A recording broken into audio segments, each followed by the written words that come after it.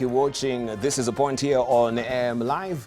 We continue with the conversation. Earlier on, I'd actually shown you this picture of Nyong'o visiting the Senator of Kakamega, who was in the slummers yesterday. This is in regard to what has been happening as far as Matungu killings is concerned. This is a picture I'm trying to show you. And Nyong'o, we can tell us, first of all, this development as far as the arrest of some of the legislators is concerned. We have senators who are actually coming out and condemning these arrests before investigations are done. Well, but this is the process way of investigations, even the arrests. I don't want to comment about the investigations and all that. Yes, that's none of my business. My concern was Senator Malala being held in police cell over the weekend. I think that there's a better way of doing these things. If you have the evidence before you, you go pick up the senator on a Monday, take him to court and charge him. And then the case can be argued by lawyers before in the court of law. And that thing would have been dispensed with in a day or so. But I thought this was kind of the same old tactic. We used to suffer the same thing during the Moira. I remember that same police cell where Malala was held. I was last held there in November, I think 2002, just before it was before then. I think somewhere mid-2002, maybe May or so. And really, it is not a very becoming environment where he was held. So I went to see him first as a leader, second as somebody I know, and thirdly, really to discuss with the police why they could have done it much better, in a much more civilized manner. I mean, Senator Malala is somebody who is not going to escape to go anywhere. He can attend a court of law. There are lawyers to handle these things. So I really think that this is unnecessary harassment of the senator. Now that I hear, I see in the papers that what they were looking for is because he had to send 150,000 shillings to somebody. Well, you can send 150,000 shillings to somebody for all kinds of reasons. And you don't need necessarily to know the character, the behavior, the coming ins and goings out to that particular person. So this is something that should have been interrogated on the spot rather than put the senator in this kind of difficult situation. And worse still, when I went there, his wife and his lawyer and his relatives had not been able to see him, which I think is also rather inhuman. But by going there, at least they were able to see him. And then later there are follow-up visits that we did. But I really thought that looking back to those old days, we don't need to do such things today. I mean, really, it is unnecessary and it's inconvenient. Yeah. All right, let's hear from Okongo Mogini. Of course, we've had this also notion that has come to the public for that you tend to defend your own. Even some of the legislators, you've seen them in court as well. We have people being arraigned in courts like Kidero, people who maybe have been embroiled in corruption. But we have also some of the legislators who, they're senior counsel, they're of course advocate of the High Court in this country. They go to defend this, and people have been wondering, how do we have a dichotomy between you, the face of a senator for the people, and you, the face of maybe your practice as well? When it comes to issues of leadership and integrity, where someone is really embroiled, we cannot really differentiate. And this has been a debate in the public for as well, where you're defending people who, so to speak, are in the wrong. And I've put it in quotes, yeah, and you're supposed to be the face of leadership and integrity. So there tend to be a confusion of sorts of this. I don't know what you think, Okongo and Pogisi, on this, and also Jeremiah Kioni. I think first I need to read the Constitution to you, and this Constitution was made for you and for me. And this is Article what? In the Bill of Rights. Bill of Rights. Every arrested person is presumed to be innocent till proven guilty. You can read Article 50, Sub-Article 2A. Yeah, that is the right to a fair hearing. Every accused person has to be presumed innocent until the contrary is proved. So I don't think you can take it against any advocate, maybe an elected member of parliament, senator, or any lawyer, and say that such a person is so tainted that he should not have benefits of an advocate. I think that's a constitutional right, even if it comes against you. If tomorrow I'm told that you have assaulted your wife, we should not say that because you present this program, you should not have right to counsel. think you have a right to an advocate, you have a right to be presumed innocent. But where does the conflict of interest arise? Because we've seen other legislators condemning an act and then they are defending the same act in the same courts as well. If you go to the US, if you follow the case of Thomas Jefferson, who was a senator in Illinois, one of the most celebrated lawyers, he was a member of Congress and practicing at the same time.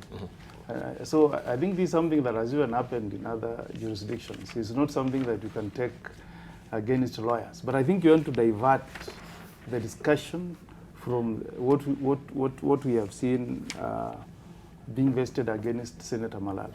And I think that should be the key point we should discuss this morning, not issues of people having representation by lawyers. That will continue. You'll never take it away. It's in the Constitution. It is with us today, tomorrow, and forever. It will always be there. But what should worry us as a country is the tendency the police are formed where, you know, they round up suspects on Friday. So that they can go around the Constitution, which demands that if you arrest a suspect, that suspect should be presented before court at least within 24 hours. That means if you arrest somebody on a Monday, he should be in court on a Tuesday. But because they want to kind of defeat the intentions of the Kenyan people, that we should not be holding people in police cells, but we should arrest people and present them in court and have them charged, they want to be arresting people on Fridays, they keep you over the weekend, and then on Monday, they release you knowing that they have already punished you enough by keeping you on a weekend. I think that's a practice that we really need to condemn, debar. Because we are going back to the old order. When we call the police service, when we change the name of the Kenya Police to Kenya Police Service, we want them to be a service to the people. Not people who want to become lords into themselves, or lords of impunity. They can decide to pick you up. I mean, you can see how embarrassing it is. You keep somebody in cells on Friday, Saturday, and then on Sunday, the DPP tells you, look, the nature of evidence that you have presented before me is not enough to sustain a charge. So release these people and continue carrying on investigation. I think in a functioning democracy where the police respect the rights of suspects, it is more prudent, makes more sense if you conclude your investigation, seek the consent of the DPP, and then you move to arrest. Yeah. Why should you arrest somebody, then start investigation, start seeking the consent of the DPP? And if I may pause, is Malala a flight risk? Is he likely to abscond in any way? I mean, you could even have issued summons and say, report on Monday at Kisumu law courts, Kakamega law courts. The Constitution is very clear. It says you can even, if you read Article 49, rights of arrested persons, Article 49H, he has a right to be released on bond or bail or on reasonable conditions. Just conditions. You can tell him, we have set you free, but we want you to report on Monday, Kisumu police station at 8 a.m. We take you to court and charge you. If he doesn't show up, then you can say, now we want to arrest this person because he did not hit the conditions that we gave him. Debar, this is not something that we really need to condone. Remember, we saw it in the Pangani 6. They were arrested on a Friday, locked in for the weekend, taken to court on a Monday, again kept in police cells for another week. Nothing has come of that case. 3 years down the line. This abuse by the police is something that we as Kenyan people really need to condemn. This is an abuse of human rights, an abuse of the rights of elected leaders, and I don't think as a country we need to condone this kind of behavior from our police force. Let's say from Pogisio. Yeah, there are three things that we can look at. Is where did these things have an old tradition where politicians are punished. Some people are looking forward to arresting politicians.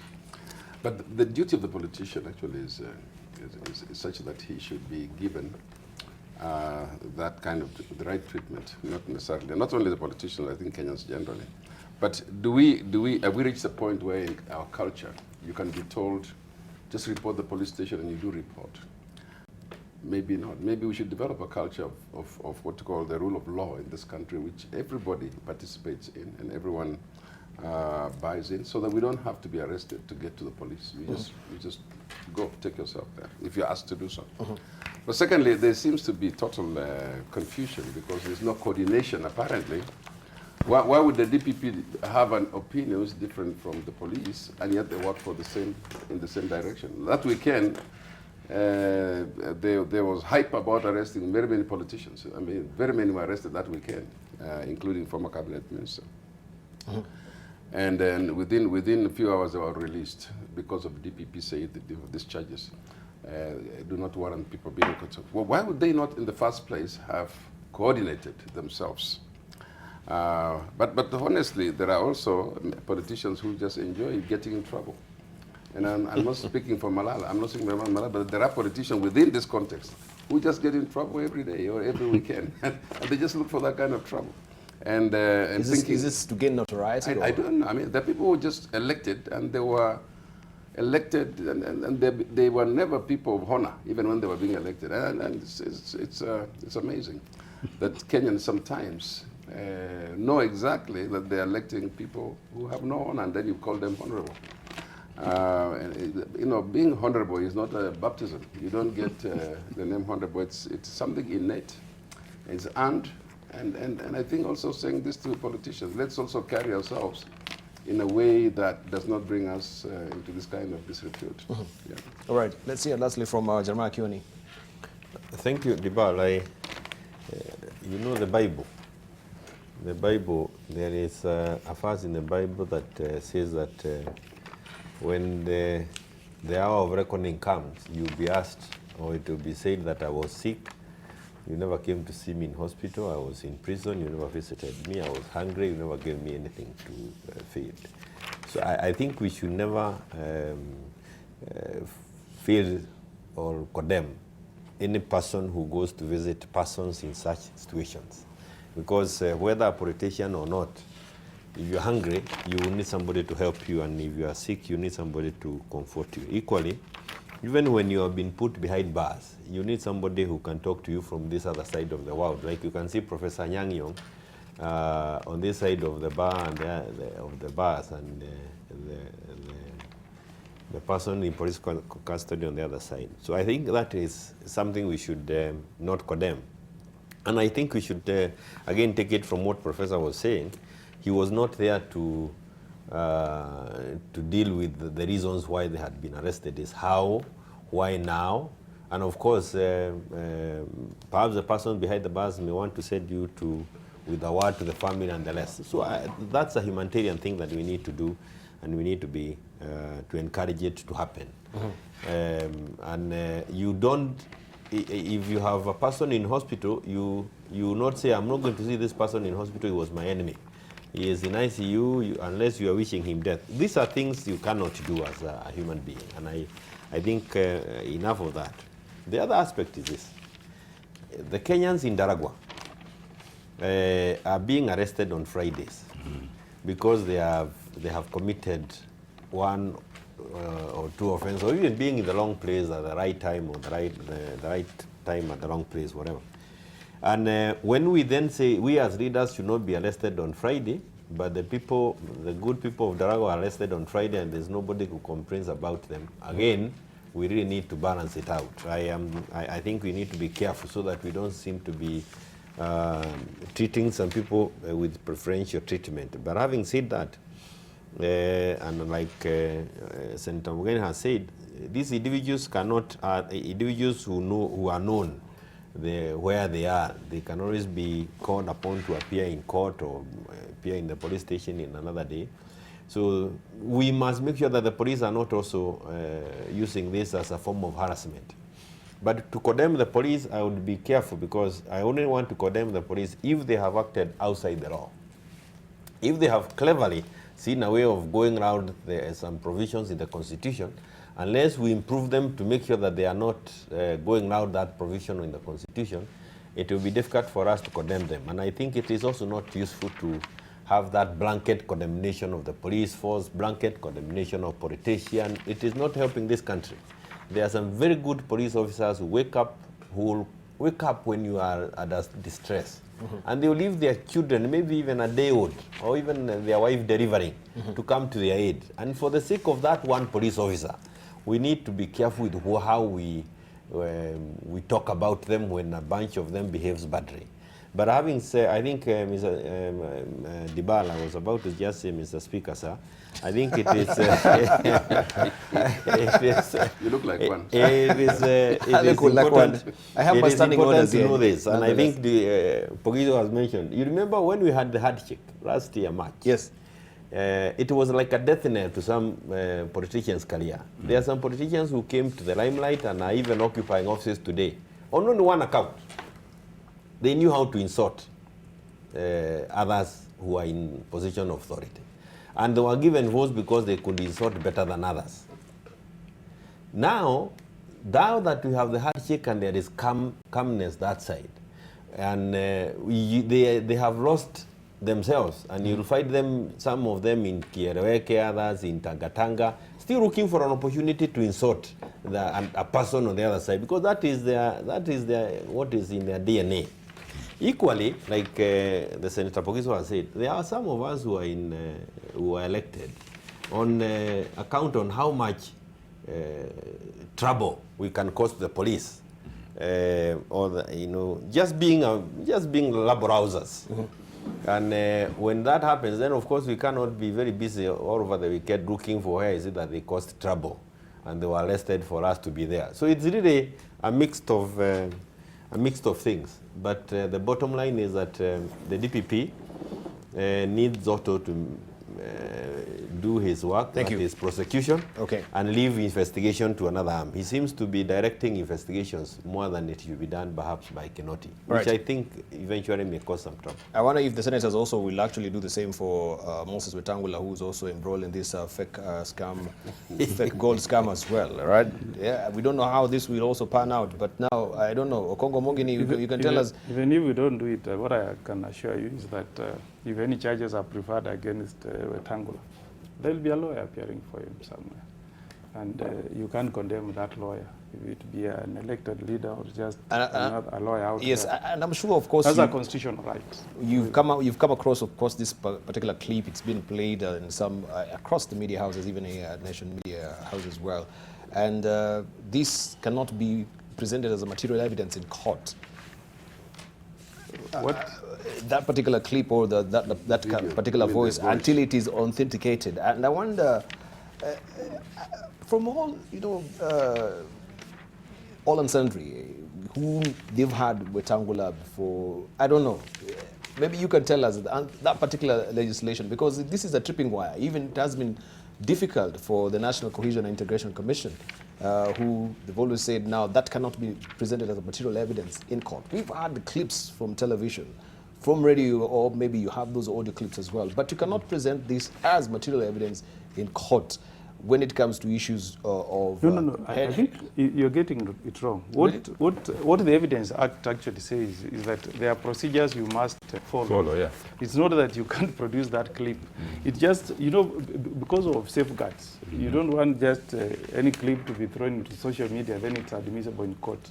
What the Evidence Act says is that, before you produce that clip in court, you will need a certificate produced by the person who has really extracted that video from either the TV, radio, from the telephone conversation. That's why oftentimes you see if somebody wants to produce something from a phone, maybe the police will take that phone, take it through, I don't know what they scientifically call it, they run that clip, then the person who has done that will produce a certificate, say, I'm the one who logged this phone into the computer. I extracted that information. Yes, the forensic. I extracted that information, which I now want to produce in court as evidence. So it's not correct that it's a general rule that such evidence is not admissible. It's just that we have safeguards that must be met before a court of law admits. I can tell you there are a number of... But the evidence, we've seen some of them have been admissible in the courts, but they're thrown away because of the issues that you're saying. No. But how do we protect the sources as well? If you don't want to reveal the sources who actually went full steam ahead and produced this particular material evidence? How could you want to use a journalist, you want to protect your evidence? I can refer you to a number of cases. If you read, I think there's a case that was decided by the Court of Appeal that involved... I think that was the Speaker of the County Assembly of Kisumu versus the County Assembly itself. I think the court admitted a video clip in court. And why it admitted is because somebody was able to produce a certificate. For example, the newsman who captured that clip can himself run that through a computer, and then he produces a certificate saying, I'm the one who captured this clip. The voice you are hearing in that clip is that of Senator Omogeni, and I'm willing to produce it before court. So it's issues of safeguards, and I think that is for good sense, because you don't want, in this era where technology has really advanced, you don't want some people to come up with any clip and then they say that was a conversation between Kioni and DCI. Thank you. There should be safeguards. Let's say from and just to Governor. add to what Senator Morgan is saying, you know, there's these corn artists who can imitate your voice perfectly. Yeah. You know, there can be a fake Ainea Debal, a fake Mogeni, you know, and they will pre-produce. If you don't see the fellow talking and it's just a video recording, you would believe that voice is yours, but it is not. So a conversation can be carried out where the voice is speaking impersonate other people so perfectly that you would believe they're the people.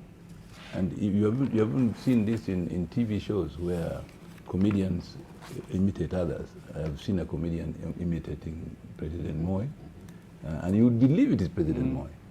A comedian imitating Raila, you would believe it is right. So I think having a recording is itself not good enough. What Senator Morgan is saying is very important, that it must be authenticated, that the people actually captured in that recording are the actual people. That must be done by experts, not by anybody. So I think when we listen to something like that, I think one must be cautious how you comment about it, because you may be making a conclusion from completely false premises. You see. So I think we just be careful. It doesn't matter who, whether it is Wangatangula or myself or what. A recording like that without seeing the people speaking, you know, like if they are speaking and you have captured in the camera, that's different. But if just a recording, I think that's very, very risky. You must go through the proof tests that Senator Morgan is talking about. Let's say from... let me just... Yes, we'll come to you. Let me just add, that, because that's exactly what once Morgan speaks on the point of law. I cannot say anything, because he's an authority in matters law. But let me just say that in this world, I can also be an authority in matters technology. Yes. But in today, where You as a former Minister of Communications. Yes, Okay. and having... I was waiting yes. for why too much praising of Omugeni. Yeah. Because that's true. And that in the age of technology, as we move forward, by the way, it's going to be more difficult to prove the real voiceovers that have been made by and also in the days of Photoshop. I don't know whether you've seen people whose photo has been placed in compromising positions. Yes. And until you watch what shoes they were wearing, and you might find they were ladies' shoes. So those kind of things are a bit difficult, and you have to be very careful. So they will slow down the process. They may not, they'll be admissible, but they'll slow down because it has to be completely confirmed. And I think that's what the lawyer is saying. We will then do that. But let's not miss the point. There are two things that we might miss the point on. One was on the Matungu killings, which we must condemn. Those killings are very senseless. This one also is on this scam goal, because what has happened here is that because news is instantly international these days, and so is social media and all reporting, all of a sudden people who are listening might think that our former Prime Minister, our President, and all these names which have been thrown into these things are participating in these scams. And you know, and we need to find a way of protecting those names and our country.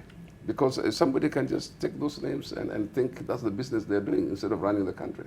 So we are really a very, very bad spot, put in a very bad spotlight as a country, on account of unproven recordings. So I just want to say that if that recording is what really transpired, there's nobody who's above the law. Nobody's above the law.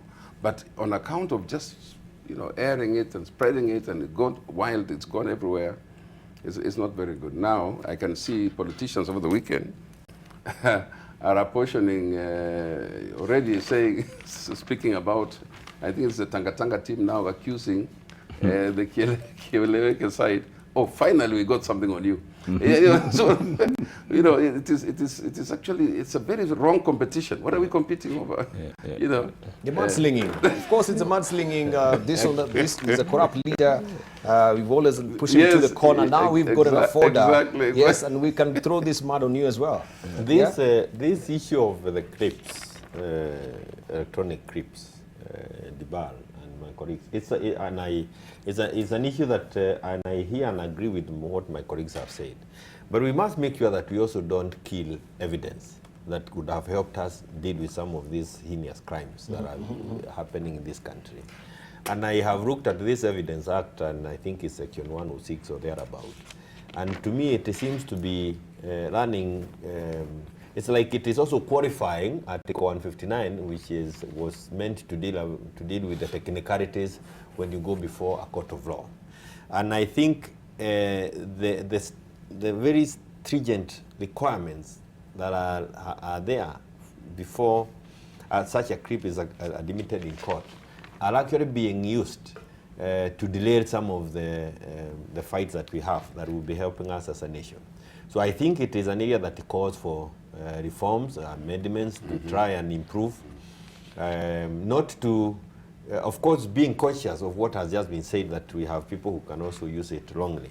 And one of the things that I think we should do is, and I think the judiciary should stop killing the Cyber Act, which was passed by Parliament 2 years ago, because it was addressing some of these difficulties. Is when a person is also found guilty of having a window shop, what are they calling? What are you calling it? Which one? The shopping, this Photoshop. Photoshop. When you have done the photoshopping, you have faked the voiceovers and the rest. You should be guilty of the same offense that you wanted the other person to have been found guilty of. We must be very harsh to the persons who try to put people in trouble by faking things. That way, we make it possible that the clips that are likely to fight their way in court have quite some level of measure of truthfulness or being factual, so that we don't lose this useful. Because we should be able to use the technology to help us fight crimes and also move faster. So, but I think also, if I could add up with where Pogiso did on the issue of these two teams, and I think I don't know, those names are really, I find them difficult to allow them into my mouth. But you will find that they are people who are so they are making every effort to create a wedge between the president and the DP.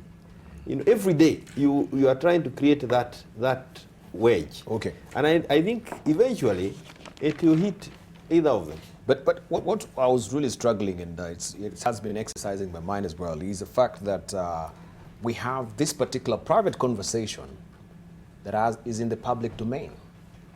And we wonder, how did this happen? I mean, is somebody wiretapping our conversation in this country, right? Remember, if we may hark back also to 5 years back, we had also a legislation where there was a phone bagging bill that was actually to be enacted. And I think even that was also revived last year, that yes, there should be, a wiretapping into our conversation. So this, is it somebody, an officer from the NIS who's maybe abusing his office as well and using this particular conversation to actually put somebody in a bad light? And if these were private conversations, because you're saying there's no way we can authenticate this. And I think on technicality, this is where now we push down evidence, because we use the law and the instruments of law to actually kill a very critical evidence as well. That can be a material evidence. Before you go to Professor. Let's say from just a quick one about why are we having snap elections today in Austria? Why were they called over the weekend? For the reason that there was a tape that was brought to the public domain, yes, on a private thing that happened between his deputy and some businessmen from Russia. And what was the conversation about? And he said, I was drunk and this is something that I regret. What was the issue? He was looking for money that would help him fund elections in the coming days from business deals within government. This technology that is now with us, we cannot just dismiss it. We cannot just say that these were private conversations that happened somewhere and they should not be allowed into the public domain. Remember what the integrity No, but this is a violation of my rights as just a minute. citizen. Allow me to finish before you come to your rights. Let me also have the right to finish my statement. Remember the issue of the Constitution talks about if you are a public officer, both your public and private life must be such that it does not demean the office that you hold. Prof. Well, I really respect the Constitution, but remember, there was a saying when I was in high school from English literature. I don't know which author it was who said the Englishman's home was once said to be his castle. It is fast becoming his prison. The Englishman's home was once said to be his castle. His castle. It is fast becoming his prison. I think that whereas it is indeed when you're a public officer, you're expected to behave in such a manner that you don't demean your position or that of the state, wherever you are. But I think we should be very careful the extent to which we invade on people's privacy. I think if the Englishman's home becomes his prison, then he has nowhere to turn to. So I think this idea of extensive probe into people's private lives, I find it a little bit unbecoming. Nonetheless, when it comes to phone tapping, yes, the police and the NSIS and the special branch have been tapping our phones for many years. I mean, I remember when we were in the opposition during the Moi years. You were arrested, you were taken to Nyong'o house in the basement, you were questioned, and you were being asked about certain things that you didn't expect anybody knew, because it was a private conversation on the phone. Okay? And you ask, now, how is this? So now, you may end up being so cautious what you say on the phone, that conversation on the phone. Now, so I think that when police tap private conversation, I think there should be a law. There should be a procedure. I hope Congo can tell us. There should be a procedure. Yeah, because there's a lot of ambiguity around it. Yeah, right because now, there should be a procedure whereby certain things are inadmissible in court. Okay. Crime is going to be there. Criminals will be there. Criminals will use the phone, they will use everything, yes. Once you know somebody is a criminal, yes, you should find ways by which you follow what happens. Once somebody is in a public office, which is a sensitive office, that you must know that that office is taken very seriously by the state, okay? And it is subject to scrutiny. But by the way, that office doesn't go to my bedroom. No. I think that's too much. That office doesn't go, that follow me when I'm going to pay dowry.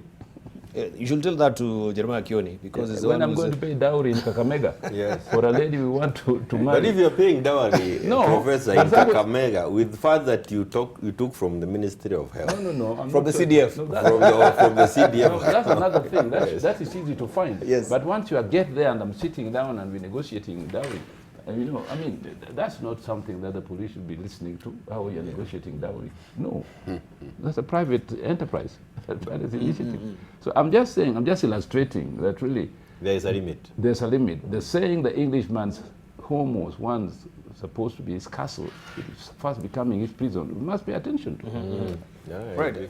Maybe the pieces of legislation that should come to the fore. Yeah, a lot I of think- ambiguity. We've struggled with it. As I mentioned, it was the phone tapping a bill, and now. I think first for Jeremiah Kioni, maybe we'll understand the importance of that Section 106 in one of these days when he faces an issue. And one area I want to make reference dealing with to. it. When I saw in last elections, I was involved in a number of election petitions. And what you'll find is that somebody will pick a constituency, not necessarily that of Kioni, but that's something you may face in the future, is that people would attend a national government CDF meeting where maybe the member of parliament will give out checks and make some statements about his development record.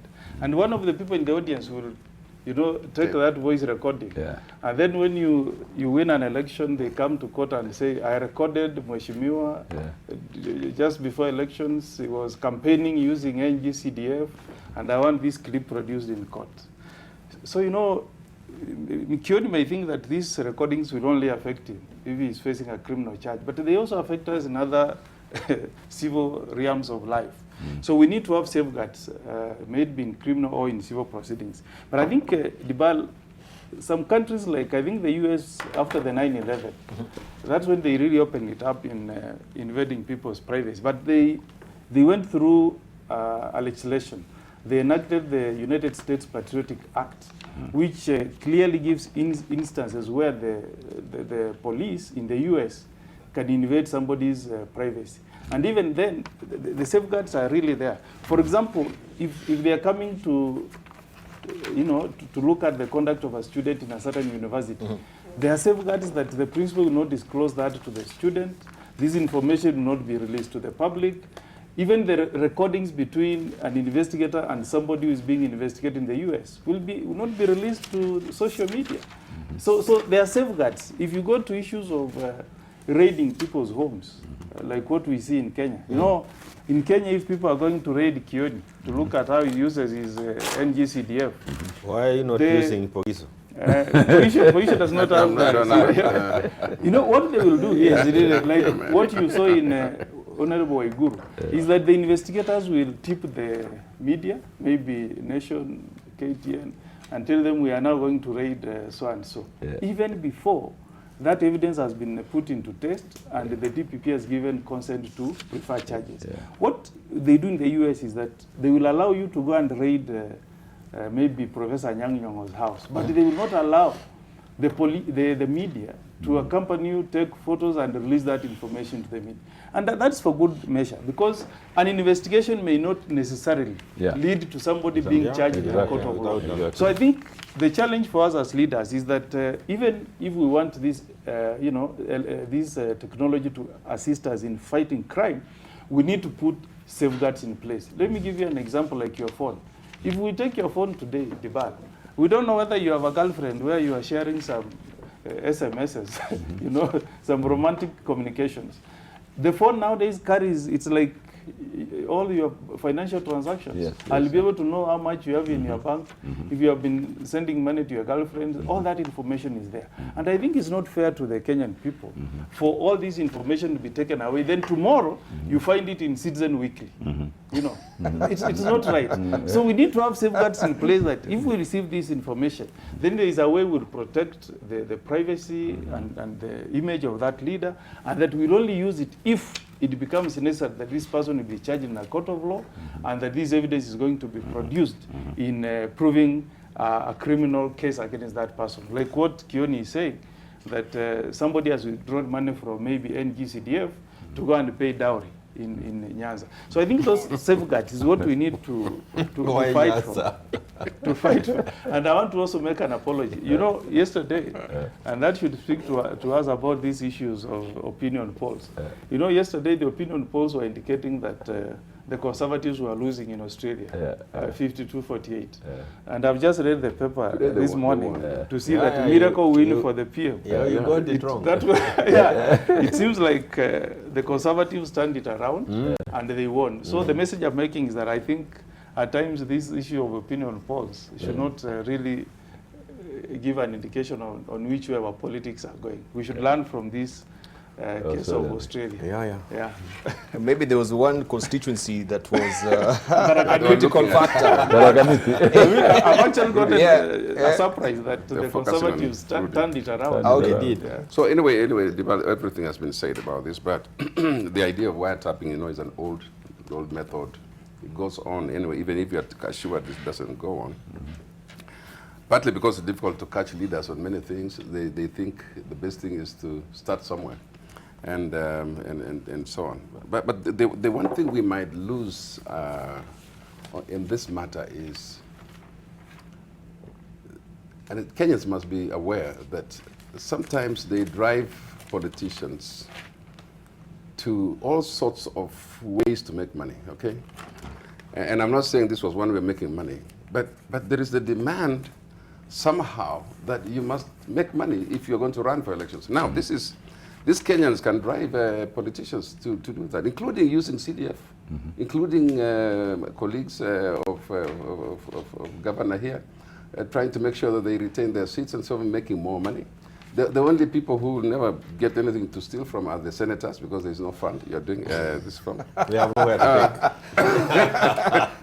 You've been denied funds. I'm just saying That's how we should put it. We have No. You've been denied funds. It's just that we're safe. because we think they will This matter. misuse.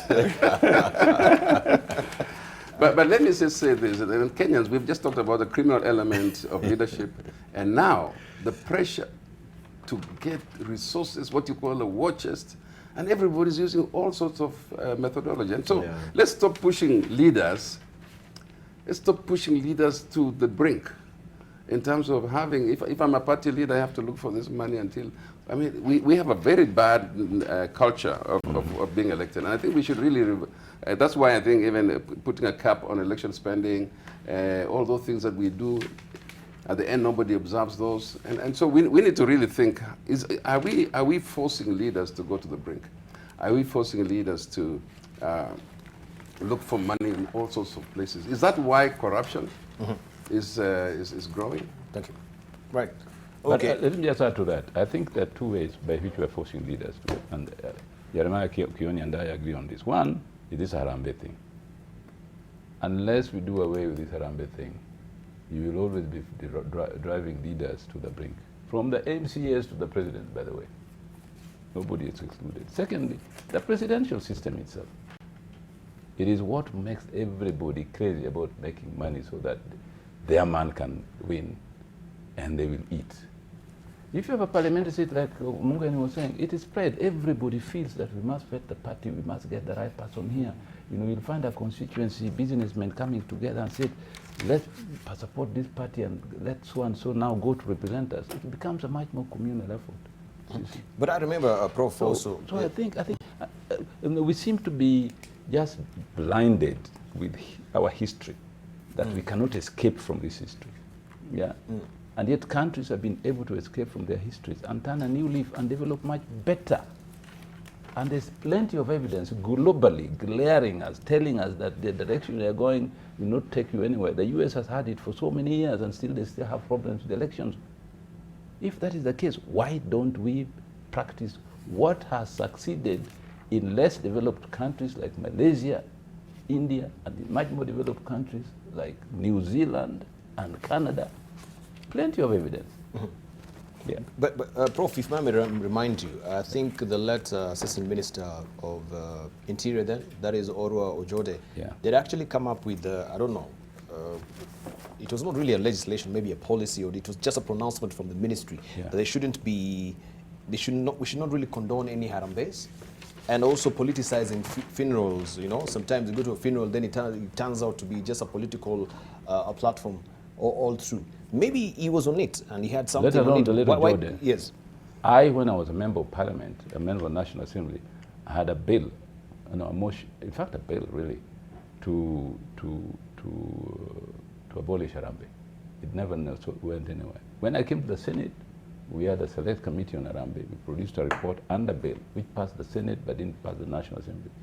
Mheshimiwa Jeremiah Kioni has inherited that responsibility and is pushing it in the National Assembly. Let us support Jeremiah in this effort in the National Assembly and the Senate, come up with a law. By the way, even Kuiga Wemwere, when he was a member of parliament, the committee on this produced a fantastic report, which we used when in the Senate, when we were in the select committee, when we were drafting our own bill. And so there's plenty of material really from parliament on which we can base a law to deal with Harambee. But I think the tone now has really changed, because then I think people were seeing maybe we don't have any rhyme or reason of having this particular bill, but now we can see Harambes they've become now sort of a political tool to actually even maybe for your own political experience here as well. Do you think, I don't know what bill you're talking about, maybe Jeremiah can tell us about this particular. Jeremiah can tell you about it. And I think the understanding was, again, if you're actually giving in charge, it should be through a check so that we can monitor. I think there was such a discussion somewhere else among politicians. I don't know, you can fill us on this. As I get what the Harambee, Libar also, just to pick on what Pugis was saying, look at the number of persons who are aspiring to different political positions, be it the governor, senator, member of parliament, or MCA, who are now in court for different reasons, stealing money this way, trying to get, I think even the issues of the gold and the rest. You find very many people who are facing some charges in court, who are looking for political positions in the last elections, and perhaps even during 2013. And it's that you can literally see the issue of huge sums of money being linked with politics in this country. And how we drink that there's no one solution to it, but quite a number of issues that have been put on the table, including our system of governance. If in the Constitution, we have the provision of political party funding.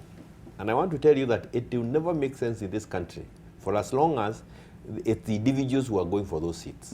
Because Kenyans don't want the money to go to individuals. They want the money to go to institutions. And if it is a political party that is looking for leadership in the country, you can allow it a given amount of money so that it can sell its own policies and perhaps allow equal amount of money to all the parties. Exactly. So even the realization of that particular article in our constitution has a lot to do with our system of governance that we have today. And we have the issue of Harambes. Again, if you listen to the leadership in the church, they seem to have gotten it all wrong. We are now mixing it because it has, we are targeting the DP because he's the one who's been quite generous in giving. And I think we should not confuse these issues. Generosity of a person should never be stopped by the kind of a bill that is coming. It is how you give, and of course the accounting for that money to the persons who are giving you the money. We have companies in these towns, in this town, Nairobi, who have now been formed and incorporated for purposes of being contracted to fundraise. If you have a broken leg and you need money, there are companies, there are contracts we can give you in town who now do the Harambee on your behalf for the reason that they can access the Senator Bokiso, they can access Governor Nyong'o, they'll get 100,000 from there, and there's an agreement.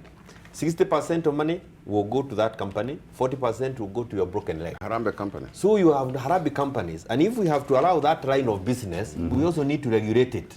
So that, so there is a bill that is going for publication. What is the name of the bill? It is fundraising. It's public fundraising bill. And the issue about it is not to kill Harambes, but to provide a framework, a legal framework through which you can raise funds. You will need to notify a given agency that you are fundraising. You need to agree on how is money going to be given. Once you've been given, how do you account for that money? And even this other person who has given money, what kind of tax rebates does he get? Because he's really helping the country to grow. So it's not that we are killing it, it is that we are creating a legal framework that would help us manage that fundraising exercise well, to avoid it being abused, and also to ensure that we reap the benefits fully from that system. And as long as the KRA comes in, yes, so that if you give 100,000 shillings in Harambee this weekend, you must apply for tax rebate. Tax rebate. Yes. The next week, you now give another 100,000 Harambee. You apply for tax rebate. In 1 month, you give 400,000. KRA will come to you and say, your salary is 400,000 a month.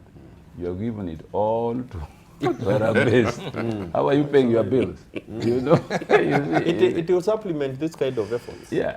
I think we should celebrate this, Dibar. This should be celebrated. If you read this article, it's the amount of money that we have recovered within this year that we have been able to recover by EACC. Thank you. And all these are efforts to help us manage our affairs better. Thank you. I just wanted to add that our monitoring units, whoever, should be able actually to get advancing their technology to know. For example, in the US, the minute you declare yourself president or candidate, money comes your way, and it's known exactly how much money is coming your way. And I think we should just be able to trace that money as well. And so when I'm giving, it's known. You know, somehow it can be traced. So with the political elections coming soon, we should work on those details. Thank you. Right, we're just remaining with a few minutes, and I'll be remiss if I don't read some of your tweets as well. We have Samuel Oruto saying, if technology is meant to enable us have better communication, is key, but when it infringes our privacy more than values related to communication, it overrides its benefits to us and undermines our dignity. Also, we have Bal That is Balwa Shak saying, I've heard the panelists articulate issues. Honorable Kioni, despite failing to vote for his party leader, sounds sober. I think this history of UDF will not really leave that's it. a man we'll have in court. He won't go. He won't go.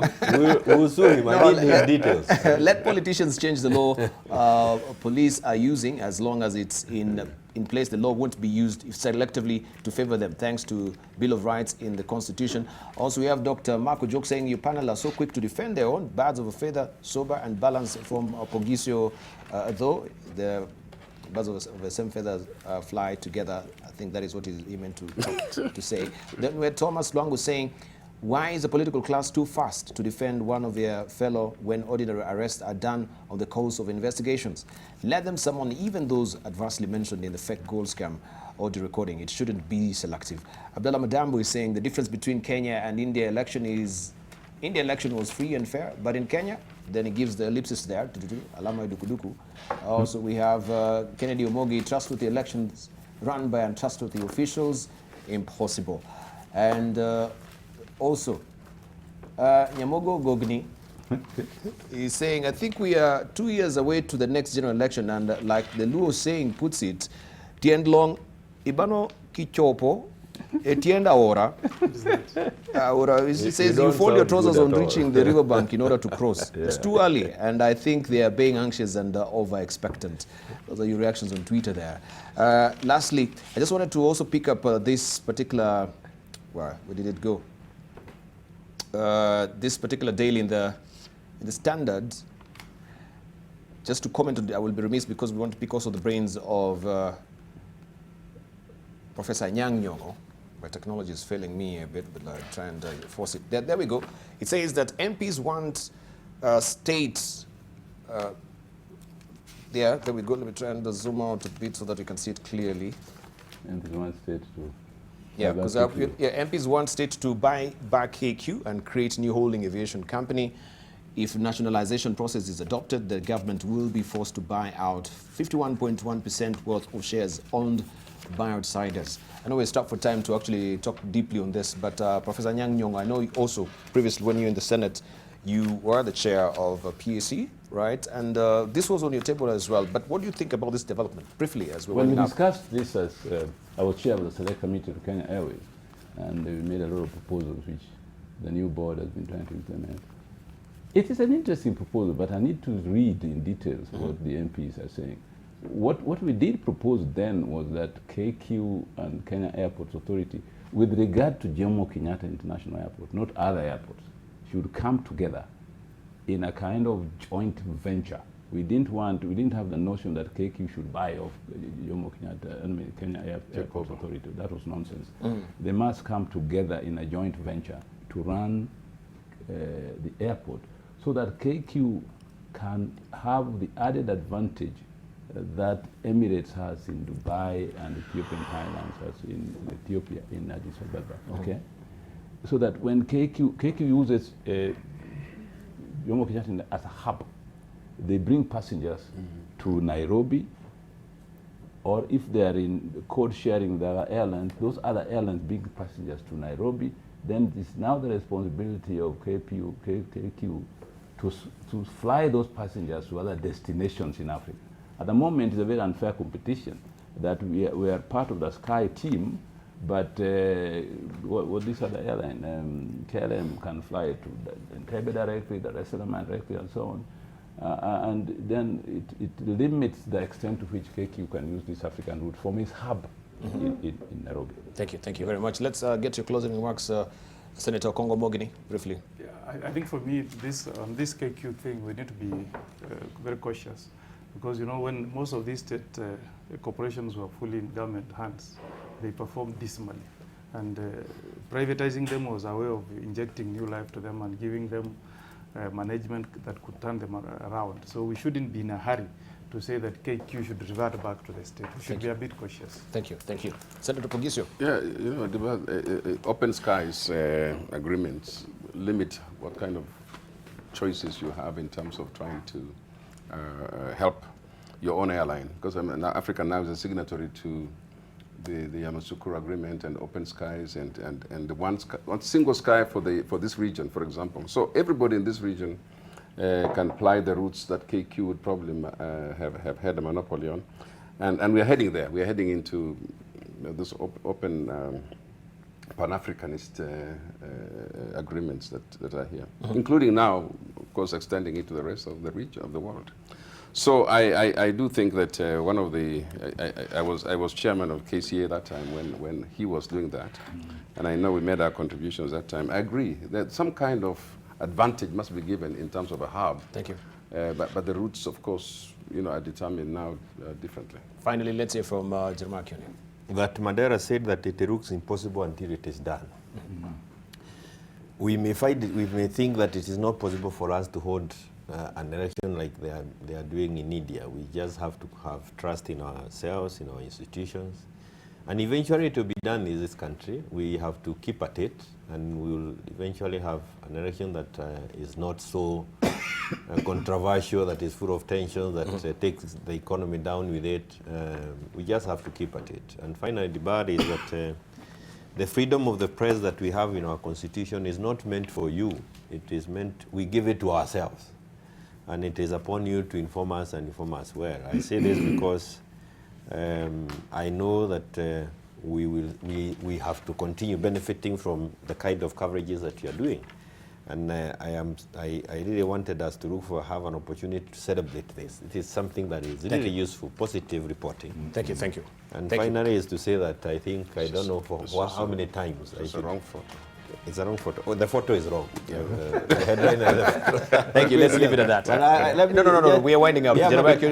It was a closing remarks. Yours is the longest. One closing remark. No. One you've closed. that, no. I need to cut you. Don't allow me to be accused that I never voted for Musalia. Okay. I mean, that I need to say. No, you'll have the forum next week. Because I did, and I'm in court on the same. And I don't want to include other young people as defenders and defense. Prof, you gave the closing remarks. Yes. This is very important. But we need vote. The hotels announced Kenya empty plans.